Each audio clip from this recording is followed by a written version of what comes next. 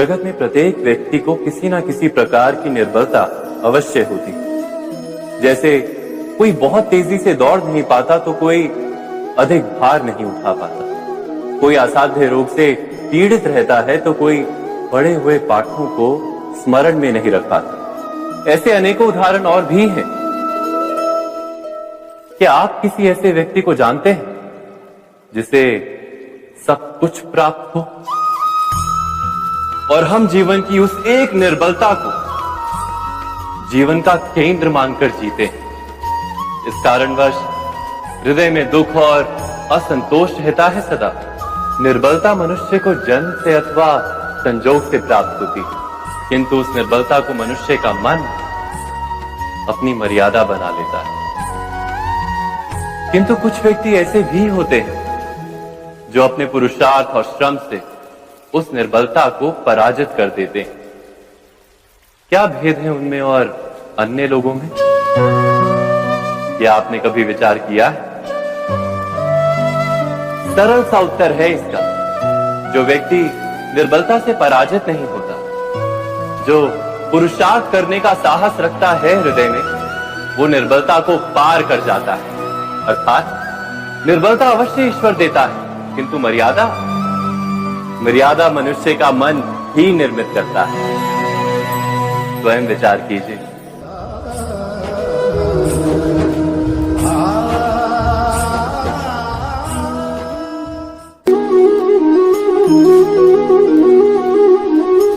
भविष्य का दूसरा नाम है संघर्ष। हृदय में आज इच्छा होती है और यदि पूर्ण नहीं हो पाती तो हृदय भविष्य की योजना बनाता है।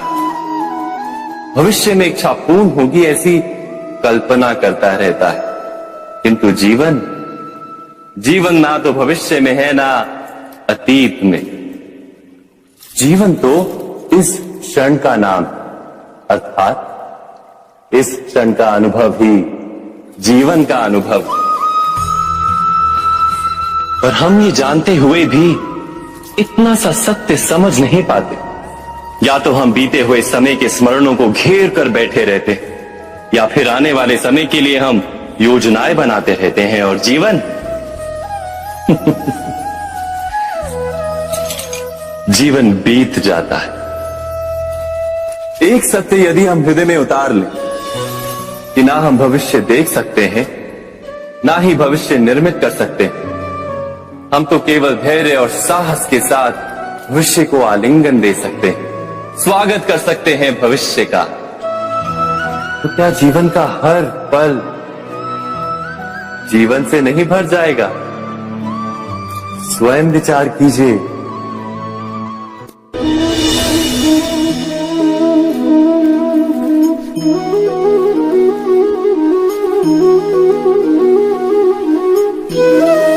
ज्ञान प्राप्ति सदा ही समर्पण से होती है, यह हम सब जानते हैं। किंतु समर्पण का वास्तविक महत्व क्या है? क्या हमने कभी विचार किया?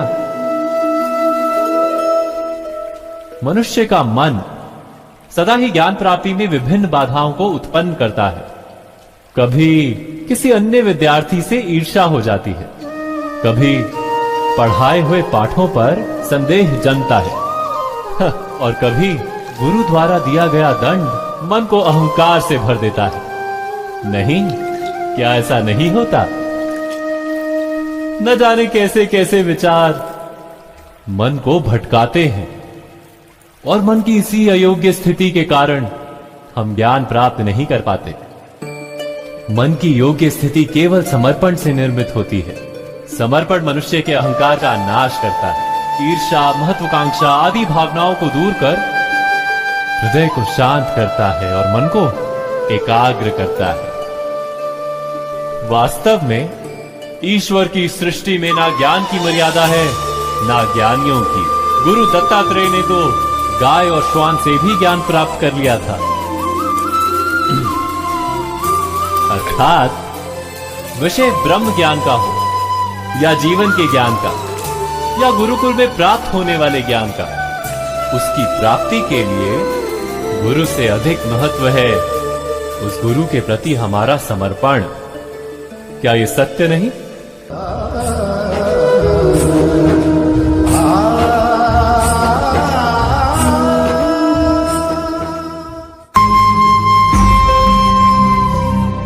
प्रत्येक मनुष्य के जीवन में ऐसा क्षण अवश्य आता है जब सारे स्वप्न, सारी आशाएं, सारे दृश्य ध्वस्त हो जाते हैं। जीवन के सारे आयोजन ही बिखर जाते हैं। एक और धर्म होता है और दूसरी ओर सुख। इसी को धर्म संकट कहते हैं। जब धर्म का वहन ही संकट हो और धर्म का त्याग ही सुख हो। विचार कीजिए, कभी किसी स्वजन के विरुद्ध सत्य बोलने का अवसर प्राप्त हो जाता है, कभी ठीक दरिद्रता के समय सरलता से चोरी करने का मार्ग प्राप्त हो जाता है, कभी किसी शक्तिशाली राजनेता या राजा के कर्मचारी का अधर्म प्रकट हो जाता है। सबके जीवन में ऐसी घटना बनती ही रहती है। अधिकतर लोग ऐसे किसी क्षण को धर्म संकट के रूप में जान ही नहीं पाते। हमें किसी प्रकार के संघर्ष का अनुभव ही नहीं होता। सहजता से सुख की ओर खींचे चले जाते हैं, जैसे मक्खी गुड़ की ओर खींची चली जाती है। वास्तव में धर्म संकट का क्षण ईश्वर के निकट जाने का क्षण होता है। यदि हम संघर्षों से भयभीत ना, सुख की ओर आकर्षित ना, अपने धर्म पर दृढ़ रहे, तो ईश्वर का साक्षात्कार दूर नहीं।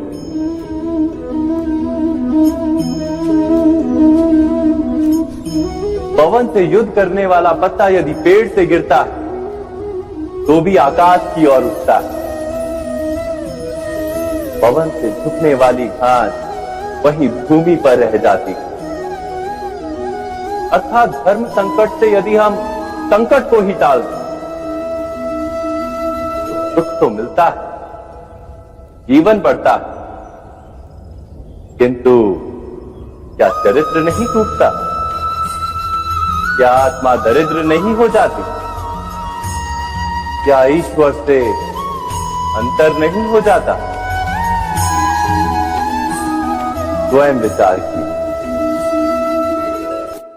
दो व्यक्ति जब निकट आते हैं तो एक दूसरे के लिए सीमाएं और मर्यादाएं निर्मित करने का प्रयत्न अवश्य करते हैं। हम यदि सारे संबंधों पर विचार करें तो देखेंगे कि इन सारे संबंधों का आधार यही सीमाएं हैं जो हम दूसरों के लिए निर्मित करते हैं। और यदि अनजाने में भी कोई अन्य व्यक्ति इन सीमाओं को तोड़ता है तो उसी क्षण हमारा हृदय क्रोध से भर जाता है। इन सीमाओं का वास्तविक रूप क्या है? क्या हमने कभी विचार किया? सीमाओं के द्वारा हम दूसरे व्यक्ति को निर्णय करने की अनुमति नहीं देते, अपना निर्णय उस व्यक्ति पर थोपते, अर्थात किसी की स्वतंत्रता का अस्वीकार करते हैं। और जब स्वतंत्रता का अस्वीकार किया जाता है तो उसका हृदय दुख से भर जाता है। और जब वो सीमाओं को तोड़ता है तो हमारा हृदय क्रोध से भर जाता है। क्या ऐसा नहीं होता?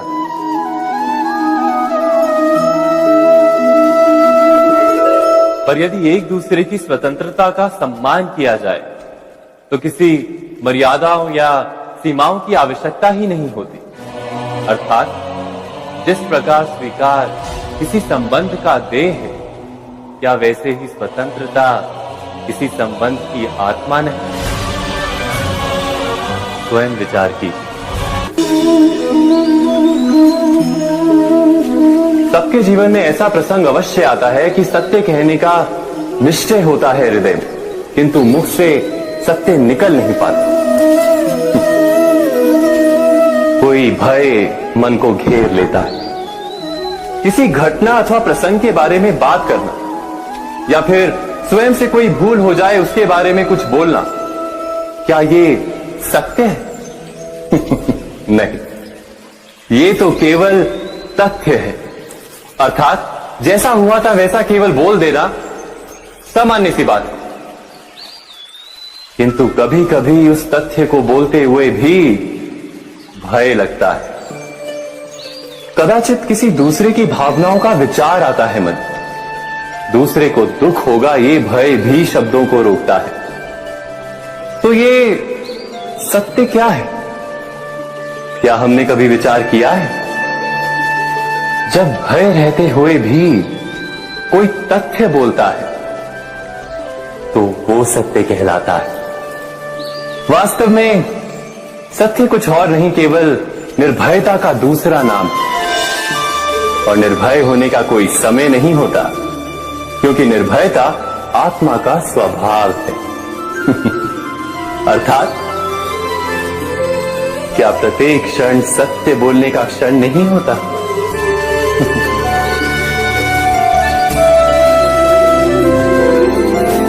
स्वयं विचार कीजिए।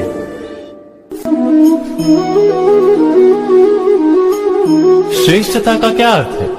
श्रेष्ठता का अर्थ है दूसरों से अधिक ज्ञान प्राप्त करना।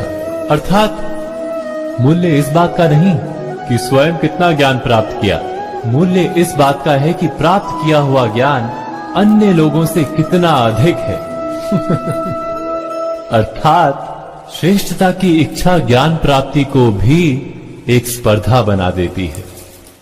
और स्पर्धा में विजय अंतिम कब होती है?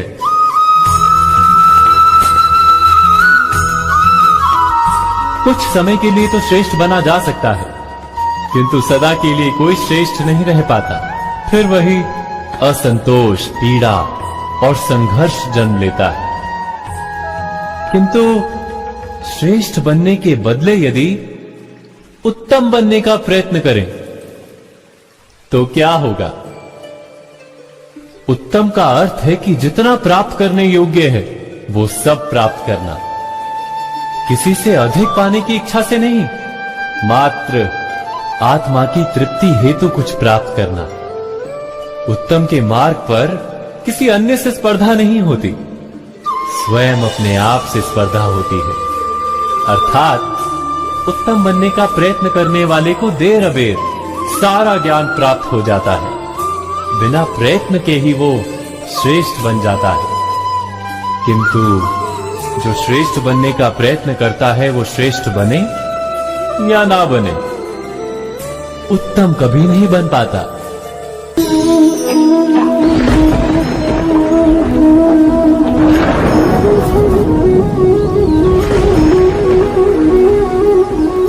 सपनों और पूर्वाभासों के आधार पर हम भविष्य के सुख दुख की कल्पना करते हैं। भविष्य के दुख का कारण दूर करने के लिए हम आज योजना बनाते हैं। किंतु कल के संकट को आज निर्मूल करने से हमें लाभ मिलता है या हानि पहुंचती है? ये प्रश्न हम कभी नहीं करते। सत्य तो ये है कि संकट और उसका निवारण साथ जन से, व्यक्ति के लिए भी और सृष्टि के लिए भी। नहीं, आप अपने भूतकाल का स्मरण कीजिए, इतिहास को देखिए, आप तुरंत ही ये जान पाएंगे कि जब जब संकट आता है तब तब उसका निवारण करने वाली शक्ति भी जन्म लेती है। यही तो जगत का चलन है। वस्तुतः संकट ही शक्ति के जन्म का कारण है। प्रत्येक व्यक्ति जब संकट से निकलता है तो एक पद आगे बढ़ा होता है, अधिक चमकता है, आत्मविश्वास से अधिक भरा होता है, न केवल अपने लिए अपितु विश्व के लिए भी। क्या ये सत्य नहीं? वास्तव में संकट का जन्म है एक अवसर का जन्म, अपने आप को बदलने का, अपने विचारों को ऊंचाई पर करने का अवसर, अपनी आत्मा को बलवान और ज्ञान मंडित बनाने का अवसर। जो ये कर पाता है उसे कोई संकट नहीं होता, किंतु जो ये नहीं कर पाता वो तो स्वयं एक संकट है विश्व के लिए। विचार कीजिए।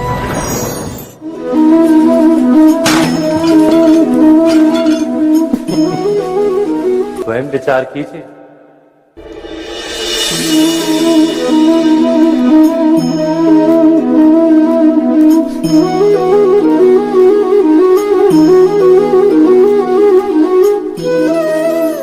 जीवन का हर क्षण निर्णय का क्षण होता है। प्रत्येक पद पर दूसरे पद के विषय में कोई निर्णय करना ही पड़ता है और निर्णय अपना प्रभाव छोड़ जाता है। आज किए गए निर्णय भविष्य में सुख अथवा दुख निर्मित करते हैं, ना केवल अपने लिए, अपने परिवार के लिए भी, आने वाली पीढ़ियों के लिए भी। जब कोई दुविधा सामने आती है तो मन व्याकुल हो जाता है, अनिश्चय से भर जाता है। निर्णय का वो क्षण युद्ध बन जाता है और मन बन जाता है युद्ध भूमि। अधिकतर निर्णय हम दुविधा का उपाय करने के लिए नहीं, केवल मन को शांत करने के लिए लेते हैं। पर क्या कोई दौड़ते हुए भोजन कर सकता है? नहीं। तो क्या युद्ध से जूझता हुआ मन कोई योग्य निर्णय ले पाएगा? वास्तव में शांत मन से जब कोई निर्णय करता है तो अपने लिए सुखद भविष्य बनाता है, किंतु अपने मन को शांत करने के लिए जब कोई निर्णय करता है तो वो व्यक्ति भविष्य में अपने लिए कांटों भरा वृक्ष लगाता है। स्वयं विचार कीजिएगा।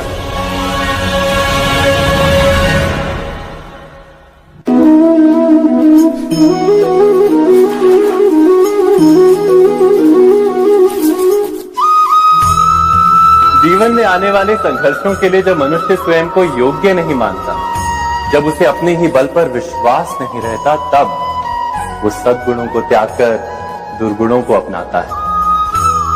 वस्तुतः मनुष्य के जीवन में दुर्जनता जन्म ही तब लेती है जब उसके अंतर में आत्मविश्वास नहीं होता। आत्मविश्वास ही अच्छाई को धारण करता है। ये आत्मविश्वास है क्या?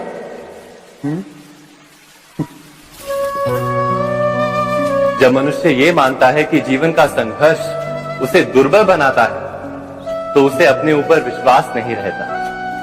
वो संघर्ष के पार जाने के बदले संघर्ष से छूटने के उपाय ढूंढने लगता है। किंतु जब वो ये समझता है कि ये संघर्ष उसे अधिक शक्तिशाली बनाते हैं, ठीक जैसे व्यायाम करने से देह की शक्ति बढ़ती है, तो प्रत्येक संघर्ष के साथ उसका उत्साह बढ़ता है।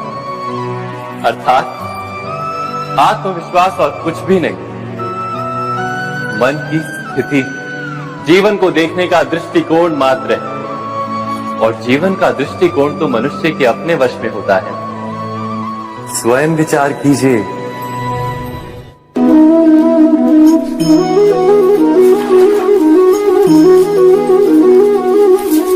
पिता सदा ही अपने संतान के सुख की कामना करते, उनके भविष्य की चिंता करते रहते। इसी कारणवश सदा ही अपने संतानों के भविष्य का मार्ग स्वयं निश्चित करने का प्रयत्न करते रहते। जिस मार्ग पर पिता स्वयं चला है, जिस मार्ग के कंकर पत्थर को स्वयं देखा है, मार्ग की छाया, मार्ग की धूप को स्वयं जाना है, उसी मार्ग पर उसका पुत्र भी चले, यही इच्छा रहती है हर पिता की। निसंदेह उत्तम भावना है ये, किंतु 3 प्रश्नों के ऊपर विचार करना हम भूल ही जाते हैं। कौन से प्रश्न? प्रथम प्रश्न, क्या समय के साथ प्रत्येक मार्ग बदल नहीं जाते? क्या समय सदा ही नई चुनौतियों को लेकर नहीं आता? तो फिर बीते हुए समय के अनुभव नई पीढ़ी को किस प्रकार लाभ दे सकते हैं? दूसरा प्रश्न, क्या प्रत्येक संतान अपने माता पिता की छवि होता है? हाँ, संतानों को संस्कार तो अवश्य माता पिता देते हैं, किंतु भीतर की क्षमता तो ईश्वर देते हैं। तो जिस मार्ग पर पिता को सफलता मिली है, विश्वास है कि उसी मार्ग पर उसकी संतानों को भी सफलता और सुख प्राप्त होगा। तीसरा प्रश्न, क्या जीवन के संघर्ष और चुनौतियां लाभकारी नहीं होती? क्या प्रत्येक नया प्रश्न एक नए उत्तर का द्वार नहीं खोलता? तो फिर संतानों को नए नए प्रश्नों, संघर्षों और चुनौतियों से दूर रखना, ये उनके लिए लाभ करना कहलाएगा या हानि पहुंचाना? अर्थात जिस प्रकार संतान के भविष्य का निर्माण करने के बदले उसके चरित्र का निर्माण करना श्रेष्ठ है, वैसे संतानों के जीवन का मार्ग निश्चित करने के बदले उन्हें नए संघर्षों के साथ जूझने के लिए मनोबल व ज्ञान देना अधिक लाभदायक नहीं होगा? स्वयं विचार कीजिए। मनुष्य की सबसे बड़ी दुर्बलता क्या होती है? सोचिए। धन, प्रेम, अहंकार। मनुष्य की सबसे बड़ी दुर्बलता होती है उसके रहस्य। चाहे आप कितने भी शक्तिशाली क्यों ना हो, कितने भी प्रबल क्यों ना हो, परंतु उसके रहस्य उसके नाश की चाबी होती है। इसलिए यदि प्रबल रहना है, शक्तिशाली रहना है, समर्थ रहना है, तो अपने रहस्य को किसी को भी ना बताएं, ना मित्र को और ना ही शत्रु को, क्योंकि समय पड़ने पर कब कौन शत्रु हो जाए ऐसा कहना संभव नहीं। विभीषण को रावण के अमृत कुंड का ज्ञात था, इसीलिए प्रभु श्री राम रावण का वध करने में सफल हो सके। इसलिए उचित यही है कि आप अपने रहस्य को स्वयं तक ही सीमित रखें। मनुष्य जीवन की परीक्षा में सफल होने के लिए क्या नहीं करता? वो परिश्रम करता है, दौड़ भाग करता है, और ये सब करने के पश्चात भी जब उसका काम नहीं बनता तो वो नकल करता है ना? तनिक लौटिए अपने बचपन में, स्मरण कीजिए अपने बचपन की स्मृतियों का। क्या स्मरण हुआ? विद्यालय में जब आप परीक्षा देने जाते थे तो क्या होता था? आप ना सही, परंतु कोई ना कोई सफलता पाने के लिए नकल करता ही था और उत्तीर्ण भी हो जाता था, है ना? परंतु जीवन की परीक्षा ऐसी नहीं होती। नकल करने वाला सफल नहीं होता। कारण विद्यालय में सबके प्रश्न पत्र एक होते थे, परंतु जीवन के प्रश्न पत्र और उनकी कठिनाई सबके लिए भिन्न होती, तो निश्चित रूप से उनके उत्तर भी भिन्न होंगे ना। इसलिए यदि आपको जीवन में सफलता पानी है तो नकल ना कीजिए, स्वयं के प्रश्नों का उत्तर स्वयं ढूंढिए और सफलता आपकी ही होगी। मनुष्य का जीवन हार और जीत, विजय और पराजय, सफलता और असफलता के मध्य झूलता रहता है। आपके साथ भी ऐसा होता होगा, है ना? जब आप सफल होते हैं, किसी चुनौती पर विजय पाते हैं, तो मन प्रसन्नता से आनंद के उपवन में झूमने लगता है, और जब आप असफल होते हैं तब मन दुख और पीड़ा के सागर में डूबने लगता है। परंतु वास्तव में सफलता और असफलता है क्या? तनिक ध्यान से सोचिए। ये केवल हमारी मनोस्थिति मात्र है। हमारी पराजय तब नहीं होती जब हमारा शत्रु विजय प्राप्त कर ले। हमारी पराजय तब होती है जब हम पराजय स्वीकार करें। हम असफल तब नहीं होते जब हम लक्ष्य न पा सके।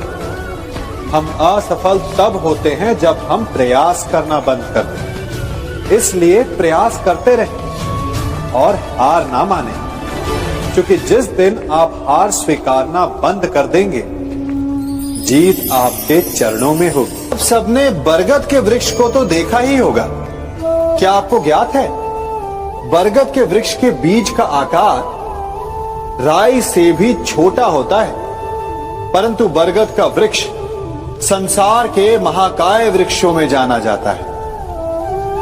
जब उसका जन्म होता है तब उसमें वो जटाएं, वो शाखाएं नहीं होती, परंतु जैसे जैसे उसका विस्तार होता है, जैसे जैसे वो अधिक शाखाओं का भार उठाता है, अधिक पत्तियों का सृजन करता है, वैसे वैसे उसकी शाखाएं जटाएं बनकर जड़ तक पहुंचती है और इस वृक्ष को सहारा देती है। ये जीवन का बहुत महत्वपूर्ण पथ है।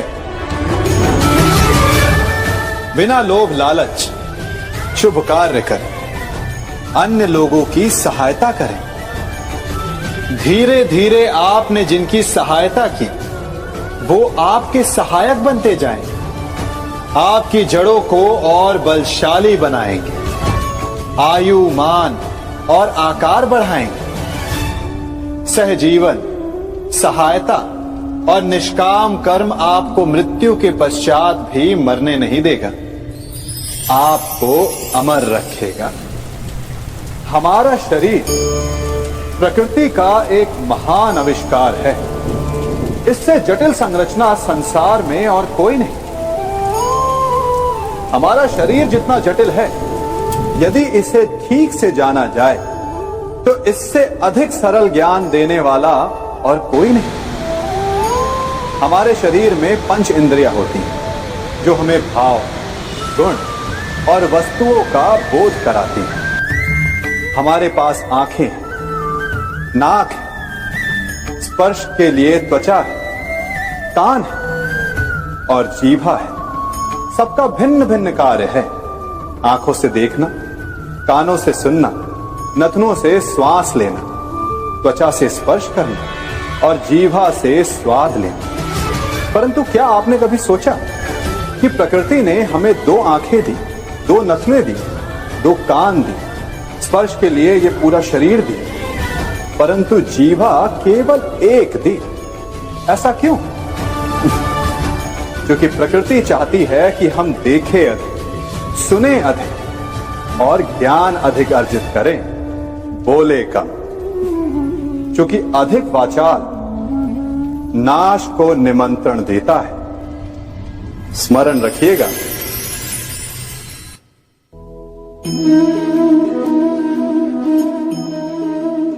ये सदा यही कहते आए कि यदि आगे बढ़ना है तो अपनों का साथ दो।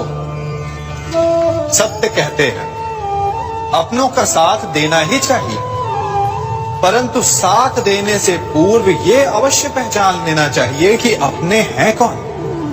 क्या अपने वही होते हैं जिनके साथ हमारा रक्त संबंध होता है, या अपने मित्र? अपने वो होते हैं जो हमें सद्कार्य के लिए प्रेरित करें, हमें आगे बढ़ाएं, हमारा साथ दें। और वो जिनका साथ देने से समाज का नाश, धर्म की हानि, वो सगे हो करके भी सगे नहीं होते।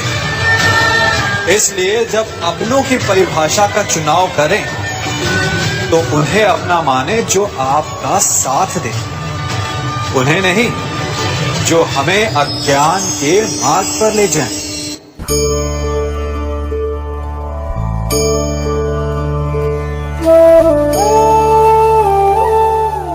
आप जिनसे प्रेम करते हैं सदा उनके समीप रहना चाहते हैं, नहीं चाहते कि कभी अपनों से दूर होना पड़े, बिछड़ना पड़े।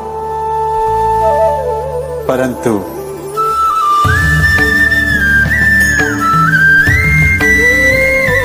एक समय के पश्चात अपनों से दूर हो जाना उन्नति के लिए आवश्यक है। आप माता पिता हैं। यदि आप अपनी संतान के जीवन के हर पथ पर उनका मार्गदर्शन करते रहेंगे तो आपकी संतान स्वयं मार्ग चुनना कैसे सीखेगी? मार्ग के कांटों से स्वयं को बचाना कैसे सीखेगी? इसीलिए एक समय के पश्चात अपनों से बनाई गई दूरी सदा लाभदायक रहती है। आज मैं आप सबको एक कथा सुनाता हूं। एक दिन प्रातः एक व्यापारी अपने घर से निकला। घर से निकलते ही एक बिल्ली ने उस व्यापारी का मार्ग काट दिया। व्यापारी घबरा गया, वो फिर से घर लौट गया और शुभ घड़ी की प्रतीक्षा करने लगा। और जब वो पुनः अपने घर से निकला तब वो वाहन जा चुका था जिससे राजा तक पहुंचकर उसे भेंट देनी थी। राजा को भेंट नहीं मिली। राजा क्रोधित हो गए। राजा ने उस व्यापारी का व्यापार बंद करवा दिया। इस कारण व्यापारी क्रोधित होकर घर पर अपनी पत्नी से लड़ बैठा।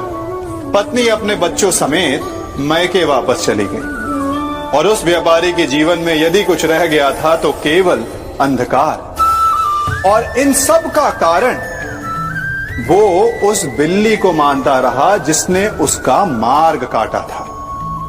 ऐसा ही एक दूसरा व्यापारी राजा को भेंट देने निकला और उस व्यापारी का मार्ग भी एक बिल्ली ने काट दिया।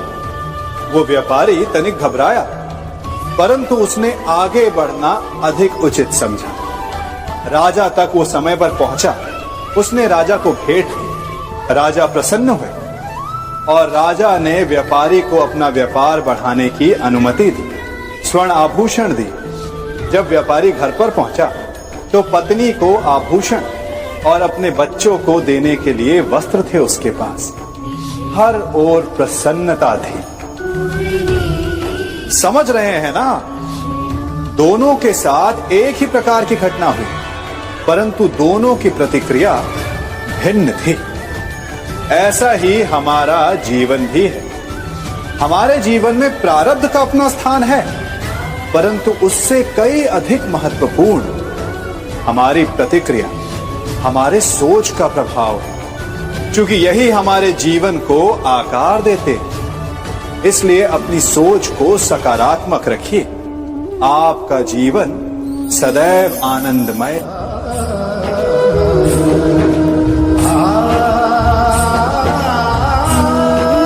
हम सभी अपने जीवन में कोई ना कोई कार्य करते हैं।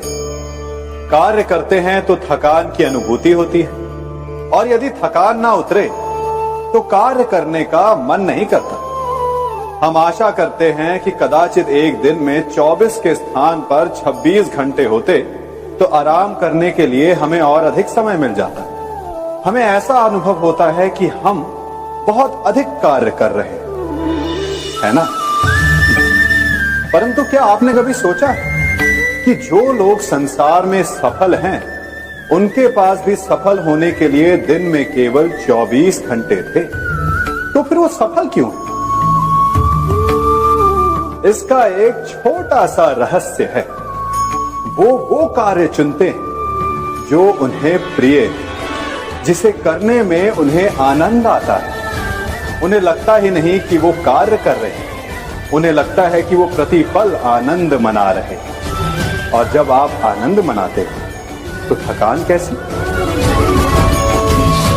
इसलिए यदि आप जीवन में कोई भी कार्य करें तो वो आपके मन को भाना चाहिए, या जो कार्य आप कर रहे हैं उसे अपने मन को भा देने। सफलता आपको मिलेगी। कभी सोचा है हमारा जीवन भी उस रेत की घड़ी की भांति है? जो रेत नीचे गिर चुकी है वो हमारा अतीत है, जो अब भी ऊपर है वो हमारा आने वाला भविष्य है, और वर्तमान ये संकुचित स्थल है जहां से धीरे धीरे करके रेत गिर रही है। अर्थात हमारे पास जीने के लिए यही एक क्षण है। उसका उपयोग कैसे करना है ये हम पर निर्भर करता है। जो बीत गया उसका दुख मनाना है, या जो भविष्य में होने वाला है उसकी प्रतीक्षा में क्रोध करना है। सब कुछ करने के लिए यही एक क्षण है। प्रसन्न रहना है तो उसके लिए भी यही एक पल है। प्रतीक्षा करते रहोगे तो ये पल भी भूतकाल में बदल जाएगा। इसलिए आनंद के लिए, परोपकार के लिए प्रतीक्षा ना कीजिए, आपके पास जो पल है उनका भरपूर सदुपयोग कीजिए, क्योंकि इस घड़ी को पलटकर आप फिर से समय अवश्य गिन सकते हैं, परंतु अपना बीता हुआ समय आप वापस नहीं लौटा पाएंगे। मनुष्य भी बड़ा विचित्र प्राणी है।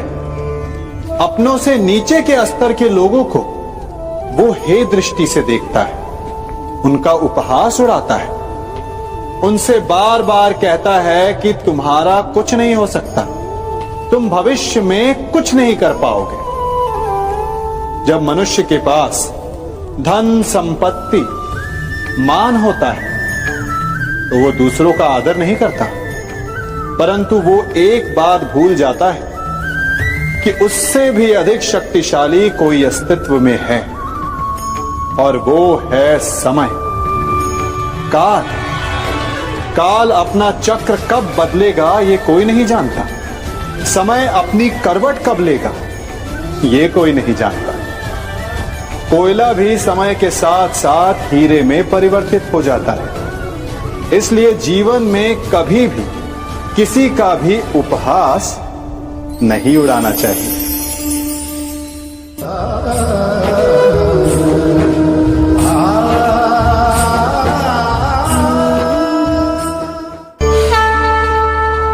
गर्व, अभिमान और अहंकार, ये तीनों सुनने में एक जैसे लगते हैं, परंतु तीनों का अर्थ भिन्न होता है और परिणाम भी। तीनों का आरंभ प्रेम से होता है। स्वयं से प्रेम, परिश्रम हमारे मन में गर्व को जन्म देता है और सफलता अभिमान जगाती है। यहां तक ठीक है, परंतु जब ये भावना अहंकार बन जाती है तब वो समस्या बन जाती है, क्योंकि सबसे बुरा अंत अहंकारी का ही होता है। परंतु मनुष्य के लिए पहेली यही है कि पहचाना कैसे जाए कि अहंकार जग गया है और उसका दमन आवश्यक है। इसका उत्तर मैं नहीं, आपका मन देगा। जब तक आप स्वयं से प्रसन्न हैं, जब तक आप सबसे ऊंचा उठने का प्रयास कर रहे हैं, तब तक ठीक है। परंतु जब आपके मन में दूसरों को नीचा समझने का भाव आ जाए तो सावधान हो जाइए, क्योंकि यही अहंकार है जो वास्तव में आपको हीन कर रहा है।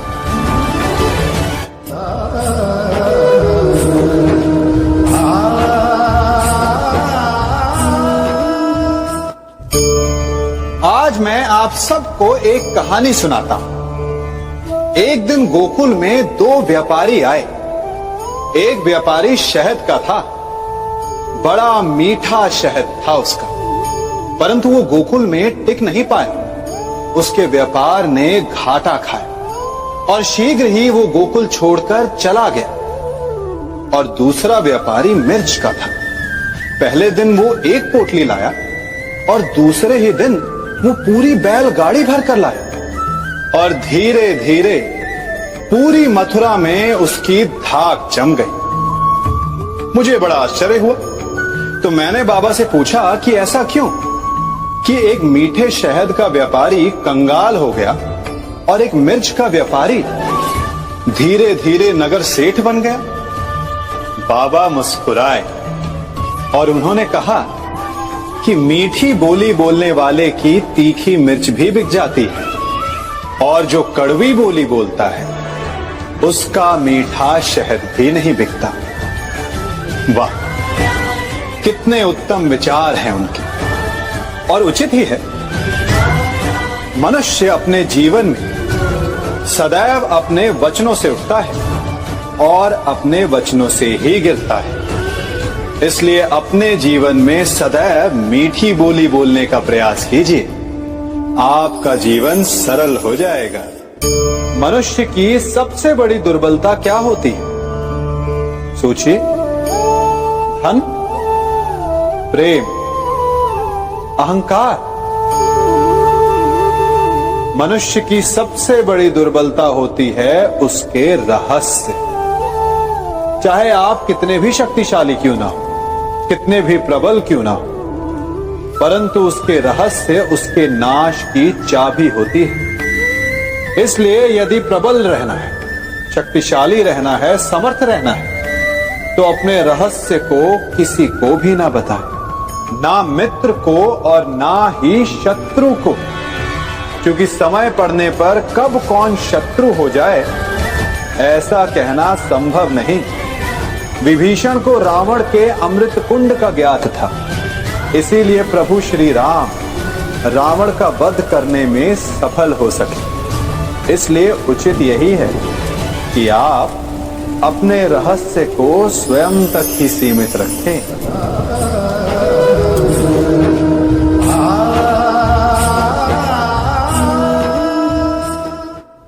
युवा अवस्था भी हमारे जीवन का कितना सुंदर काल होता है ना।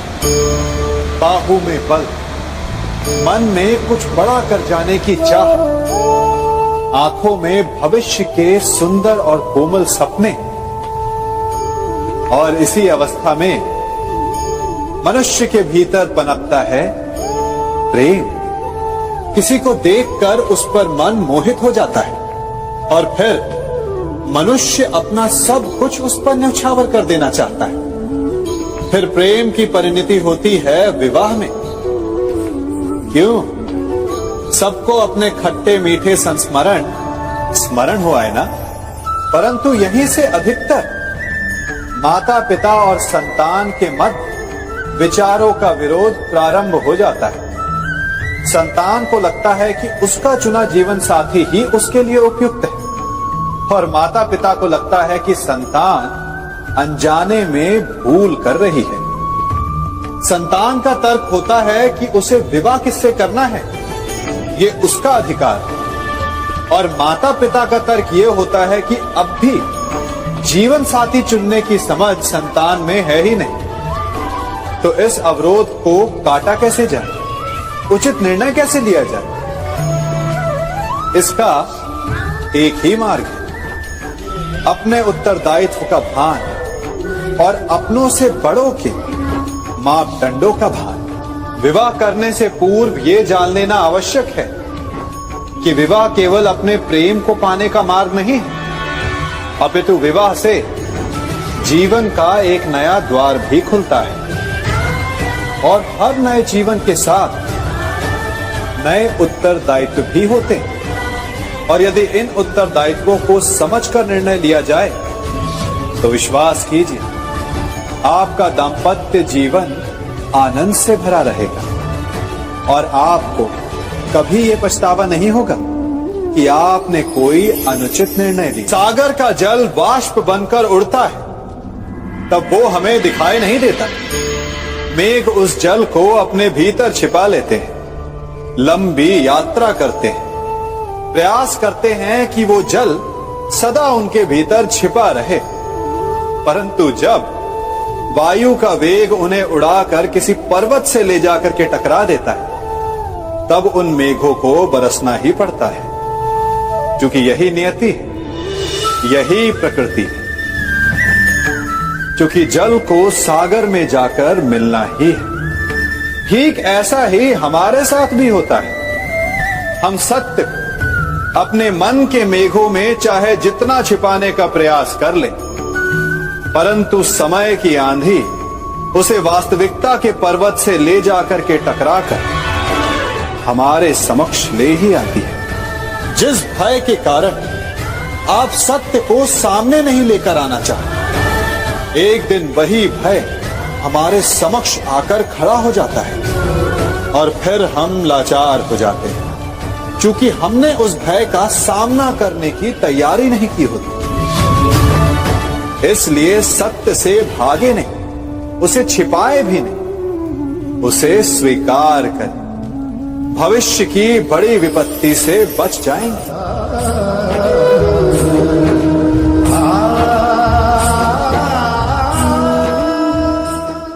कभी कभी आप सबके जीवन में एक ऐसी विचित्र समस्या अवश्य आती है कि शक्तिशाली के समक्ष मौन हो जाए।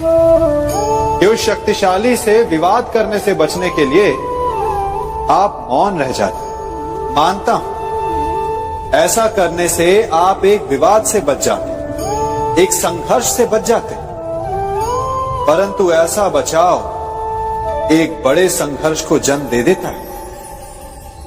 कैसे? हमारा मौन रहना अनजाने में उसका समर्थन बन जाता है और वो स्वयं को अधिक शक्तिशाली अनुभव करता है और यहां से हमारा दमन प्रारंभ हो जाता है। एक के बाद एक हम अन्याय में अनचाहे रूप से सम्मिलित होते चले जाते हैं। तो इसका तोड़ क्या है? ये समझने के लिए ये जानना आवश्यक है कि ऐसी कौन सी बात है जो आपको विरोध करने से रोकती है। ये सामने वाले की शक्ति नहीं जो आपको रोकती है, या आपके भीतर छिपा भय है जो आपको रोकता है। हां, कभी कभी भय आपकी सुरक्षा अवश्य कर सकता है, परंतु साथ साथ ये भी जानना आवश्यक है कि ये भय ही है जो आपको मौन भी रखता है। इसलिए अपने मन से भय को निकालिए और खुलकर अनीति का, अन्याय का विरोध कीजिए और फिर देखिएगा आपका मन कितना मुक्त, कितना हल्का अनुभव करेगा।